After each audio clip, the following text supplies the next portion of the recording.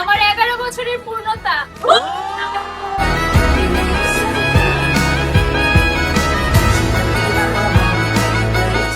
ভালো বন্ধু সারাদিন কাঁদছে, এখন আমার কান্নাই কাছে না, বুঝলাম না মানুষ আমারই কি অমানুষ করবো।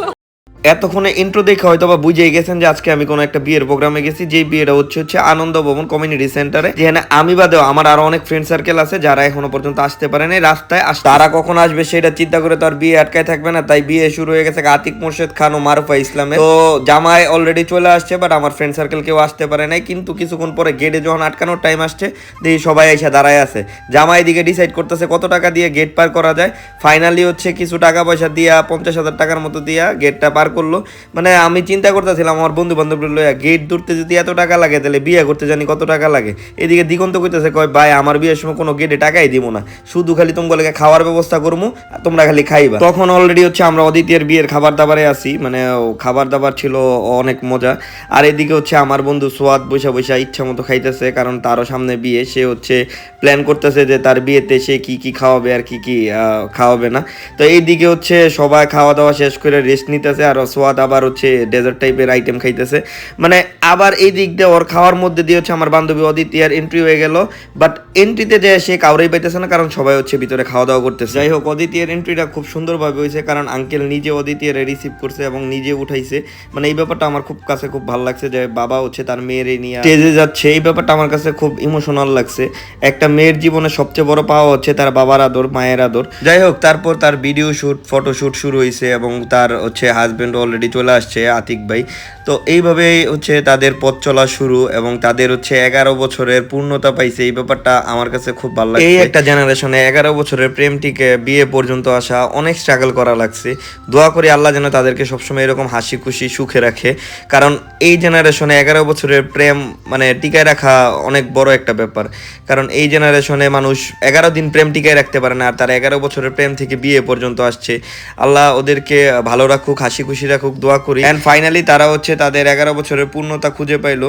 মানে ব্যাপারটা খুবই ভালো লাগার বিষয়, এবং তারা হচ্ছে তাদের বিয়ের কার্যক্রমগুলো শেষ করতেছিল এবং সবাই মিলা তাদেরকে খুব সাপোর্ট দিতেছিল। এবং আমি চিন্তা করি যে তারা হচ্ছে ফ্যামিলি ম্যানেজ, তারা চারপাশের বন্ধু বান্ধব ম্যানেজ, সব কিছু ম্যানেজ করে আলহামদুলিল্লাহ 11 বছরের পূর্ণতা সারাটা জীবন এইভাবে পূর্ণ হয়ে থাকুক তাদের জীবন, দোয়া করি।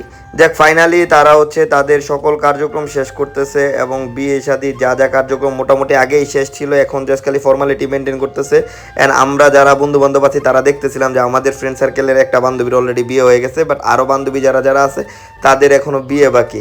অ্যান্ড ফাইনালি হচ্ছে তাদের হচ্ছে গ্রুপ ফটো তোলা হচ্ছে, এবং তারা হচ্ছে একসাথে ফটো সেশন করতেছে। ব্যাপারগুলো খুবই ভালো স্মৃতি হিসাবে থাকবে, এবং তাদের সেই 11 বছরের পূর্ণতা আজকে একসাথে ছবি তোলা, মালা বদল, কাপল পিকচার সহ সব কিছুই ছিল তাদের এতদিন ড্রিম, আজকে যেটা হচ্ছে পূর্ণতা পাইছে।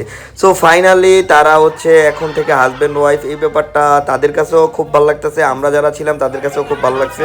এবং তারা হচ্ছে যে মালা বদলটা করছে ওইটা খুব ইন্টারেস্টিং, এবং সবচেয়ে ইন্টারেস্টিং ছিল হচ্ছে ভাইয়ারে মালা বদলটা করায় দেওয়া, কারণ আমি ওইটা দেখতে পারি নাই, বাট হচ্ছে অন ক্যামেরাতে ছিলাম না, বাট ক্যামেরা ছাড়া বাইরে মালা বদলটা করাই দিচ্ছে, ওইটা খুব ইন্টারেস্টিং ছিল।